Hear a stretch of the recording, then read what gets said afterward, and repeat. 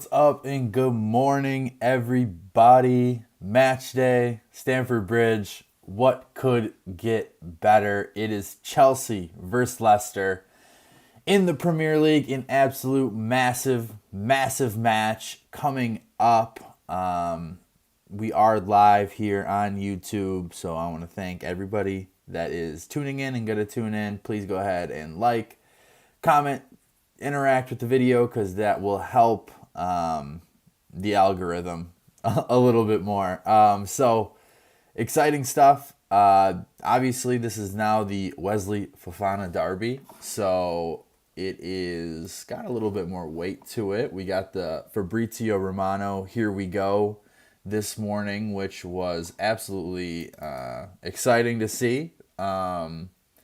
So, yeah, let's talk about the match a little bit. Chelsea's starting lineup is out.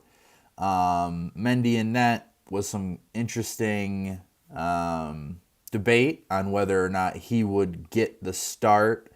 So Mendy is in net after a couple of pretty lackluster performances. Sorry, I'm trying to get the Man United game up. Looks like they have decided to go with a back three of Reece James, Thiago Silva, Trevor Chalobah, Cucurella, and then you will see Loftus-Cheek and Cucurella play the right and left wing-back positions. Gallagher and Jorginho get another shot at it. I think that if they're able to move Loftus-Cheek into the midfield a little bit more, that would be good because I clearly think that those players needed help.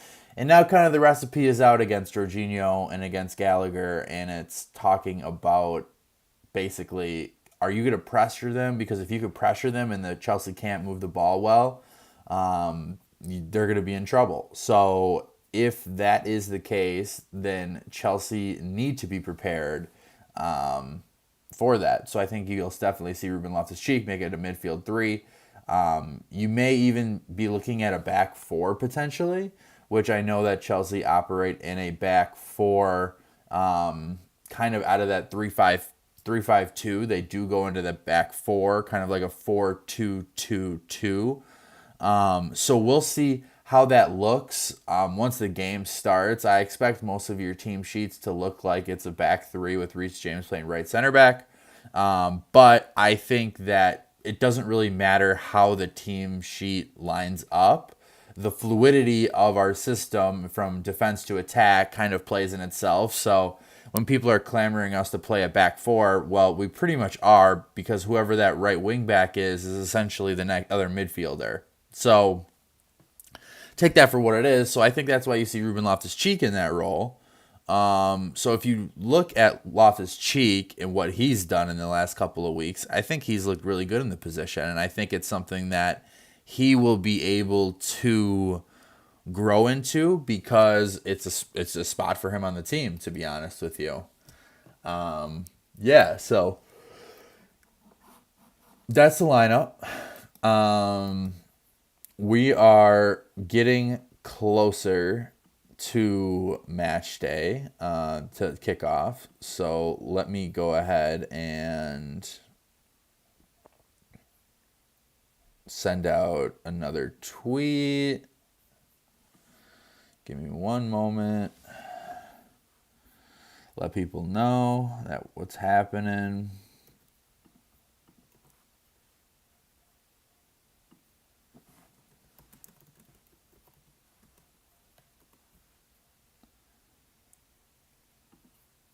All right. Anyways, yes, so if there are any topics that you would like me to talk about, please go ahead and do so in the chat. We will get going with your thoughts and comments pretty shortly here. But here's the lineup. Mendy, James, Silva, Chalobah, Cucurella, Gallagher, Jorginho, Loftus-Cheek, Mount, Havertz, and Sterling. Now, I think that looking at how the lineup shakes out, interesting that Mount gets another go. I wasn't sure if he was going to get another performance. Tuchel potentially is resting on the laurels of continuity and whatnot. But it is a little funny to see because Pulisic has come off the bench and looked pretty decent. Now it's what, 4 games in a row that this has been your starting three. You've seen some good, you've seen some bad. Interesting to see how Mount is still in the position because I don't think Mount has looked good at all, to be frank with you.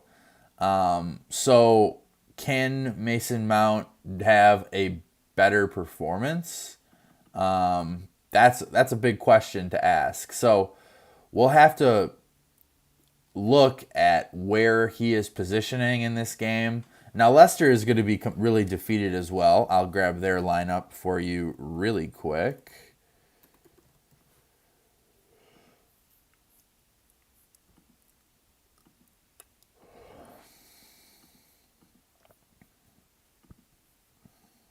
Let's see here.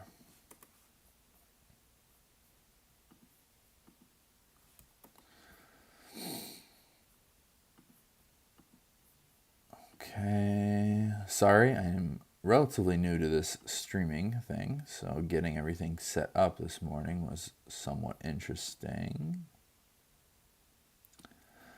Okay, and here is how Leicester line up. Ward, Castan, Evans, Amarte, James Justin, Dewsbury Hall, Pratt, Sumare, Tielemans, Barnes, Vardy. Bench of Iverson, Soyuncu, Thomas, Indini, Mendy, Albrighton, Perez, Iheanacho, and Daka. So, all things considered, that is a relatively small squad, not a very strong squad for Leicester, which is kind of interesting to see because if you look at the talent that they have between Tielemans and Vardy and Iheanacho, Daka and Dini, no James Maddison, which is interesting. I know he was injured, but that is sort of a pretty weak lineup. And I'm not here to say that Chelsea should go ahead and blow them out of the water, but I think Chelsea will be able to handle this team fairly easily. Now, when you look at how Chelsea are lined up as well, Chelsea have a strong lineup in themselves. So it is not necessarily going to be a game where Chelsea should be concerned and pressured. However, I do think that Leicester are going to be poised to pressure Chelsea in a similar fashion to how Leeds did. Because if Leeds are able to, if Leicester are able to mock Leeds' attack at us and really pressure the midfield of Gallagher and Jorginho, we could have some real problems in the long run because the mold is out on how to really get through those guys. And it'll be interesting to see if Cucurella is able to have a similar impact as he has in the first few games as well. But Gallagher, I think Gallagher needs to be playing in a almost like a 10 role. So while it looks like it's a 3-5-2, I believe that it'll be a 4-3-3 in attack, where you are seeing Gallagher playing as that advanced midfielder, and Loftus-Cheek and Jorginho are your holding midfielders. So if that's the case, Gallagher has the ability to show us what he did at Crystal Palace last year and push forward, get in as another attacking option, which that's his strong suit. And this needs to be something that needs to be ironed out because there's no reason to keep Conor Gallagher if you are not willing and able to use him in his correct role.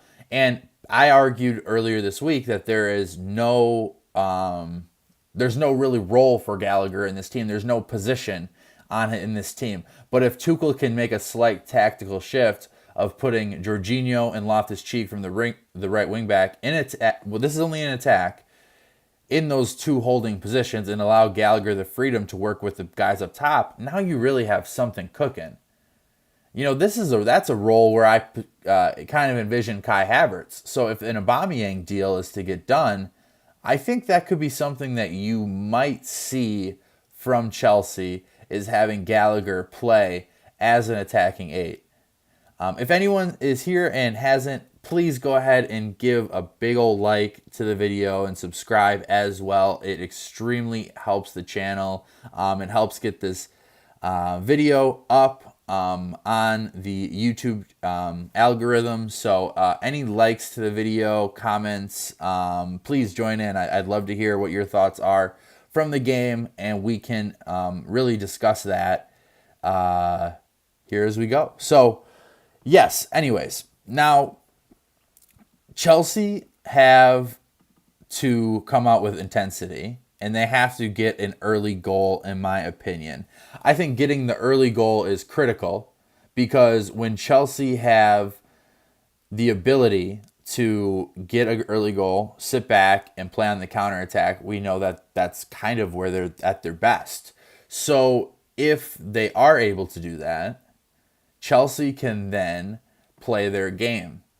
Against Leeds, if Sterling's goal was onside and they went up 1-0, I think that game would have went much different, and I think Chelsea would have gotten 3 points.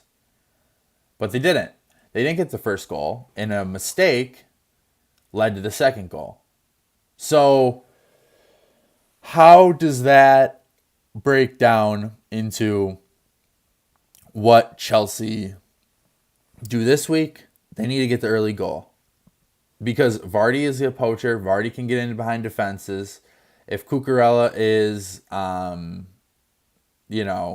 playing as a left wing back instead of a left center back, that's good. But you have Trev and Reece James back there with Thiago Silva. So that's not a lot of, that's a lot of experience in terms of Reece James, but those are two players that are potentially going to be playing out of position, because Trev is going to be playing left center back, and Reece is going to be playing right center back. So those are two guys that aren't really playing in their natural positions, because Trev is usually a right center back. Obviously, Reece has to go there. So that's not necessarily the formula that you want to see in terms of your back three going against Vardy, going against potentially Adaka and Iheanacho. It's going to be tough to see how Chelsea mold with that kind of makeshift back line at the time.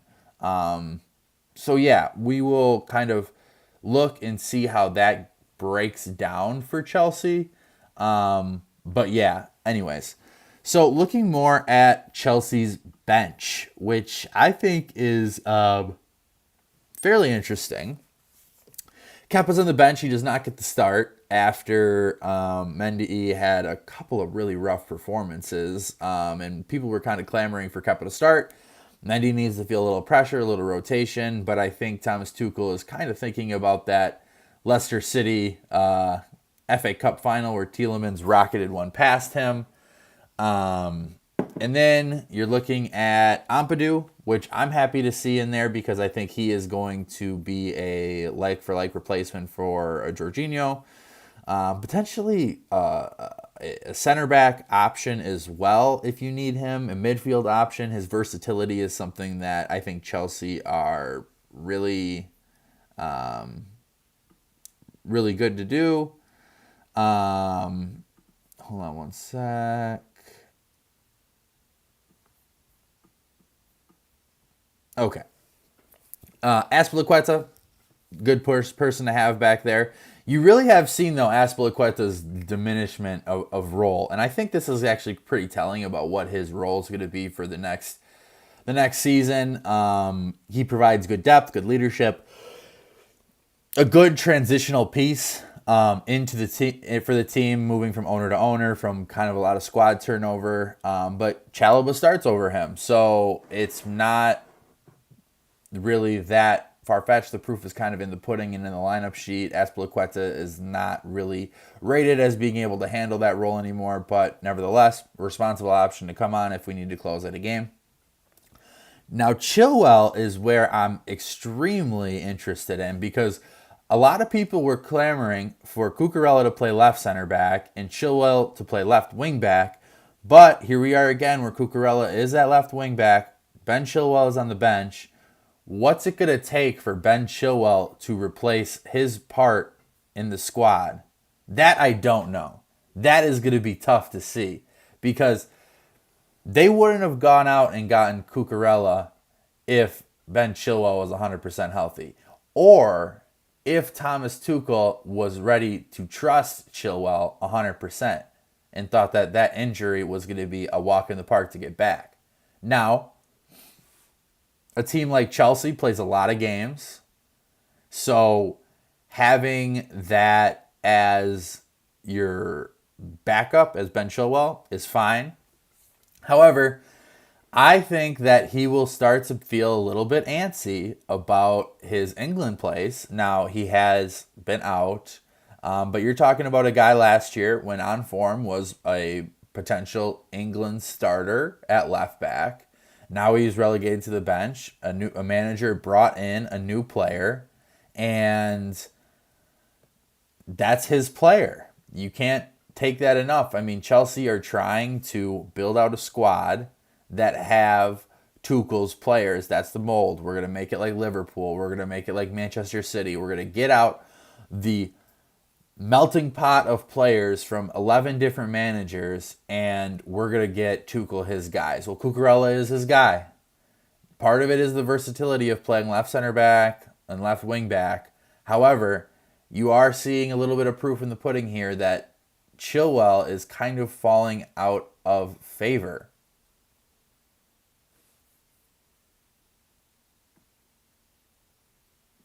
So, I gotta get that morning coffee in. So we'll see. Moving on to the bench, Kovacic, excellent. Happy that he's back. We really need him. You can really tell how different this team is without him. 20 minutes, they said. So I think if things are going pretty well, we'll see him for about 20 minutes. Interesting addition to the bench is Callum Hudson-Odoi, who a couple days ago seemingly was on the way to Bayer Leverkusen. Interesting that he is on the bench for this game because that deal was seemingly supposed to be getting done relatively soon. So is there a holdup in the deal? Is that why he's on the bench? Is Bayer cooling off on wages or something in terms of that an issue? It's potentially a problem. Pulisic, I thought he should start this game. Not just I'm American. Take it easy. But Pulisic, I think, has played pretty well in his cameo appearances. I don't think Mason Mount has played very good at all. I'm kind of shocked that Pulisic isn't given a chance to start. I understand about building continuity with your front, but I think Pulisic deserves a chance. Ziyech is on the bench. I don't know his story. He has too many wages. Too much wages for Ajax, so I'm not sure if that deal is going to get done because Ajax want to get Ziyech before they get rid of Anthony to Manchester United for God knows how much money. So I don't know. I'm interested to see that two players that are potentially leaving are on the bench. And then Broja. Broja is back from his little bit of an injury spell. Probably not fit enough to start the whole game, so Havertz will get another run at it. Havertz really needs to score some goals today. I think that's super important for Havertz to start scoring some goals. The opportunities are there. I mean, he's making runs. I think if you see Gallagher in that advanced role, you might be able to get a little bit more output out of Havertz, seeing those through balls in the middle. I mean, we've been clamoring all week about getting Chelsea prepared with a more creative attacking output, and I think that's why everyone was kind of keen on signing that Arsene, I can't think of his last name, from Dynamo Moscow. Hopefully that works out. The latest on that is that there is a holdup with his visa situation coming from Russia. Obviously the war with Russia and Ukraine is going on. So having that gets settled may require him to change his citizenship to Armenian. How will that affect him in terms of representing Russia's national team? I don't know how that shakes out. Just because, obviously I don't think Russia's going to be in any FIFA competitions anytime soon. But if they are, this is a guy who's made senior appearances. He is creative, but, I don't know if we're going to be able to bank on him. Anyways, so Havertz needs to score some goals. I think Gallagher moving into that advanced midfielder role will help with that. So, yeah. All right, well, that was a bit of a match preview, if you will. I haven't really gotten any comments in the chat, any questions. So we will probably end there. Yeah. So, anyways, please stay. I don't really tweet a lot during the games, just because I'm trying to focus and take notes and watch for my match previews or my match reviews. So, yeah, please go ahead and like, comment, subscribe to the channel. We'll have a match review coming out right after the game. We may do another live depending on how it goes. If it's positive, if it's really negative, that is always an option. So go ahead and subscribe, turn your notification bells on. And I really look forward to checking in with you guys after the game. We've had an exponential couple of days on the channel. We are almost at 100 subscribers, which would be absolutely awesome to get to. So if you haven't yet, please hit the subscribe button. 2 more, and we are at 100 subscribers. And that's a huge milestone for the channel. And I really appreciate all the love and all the support that you guys give me. So, yes, please stay in tune with my Twitter channel, my Twitter account at CFCDP1. Go ahead and follow me there for the latest updates about my kind of streaming and video schedule. And we will talk to you after the game. Up the Chelsea. Let's go. I hope it's probably a 3-0 victory. Let's see how it goes. Thank you.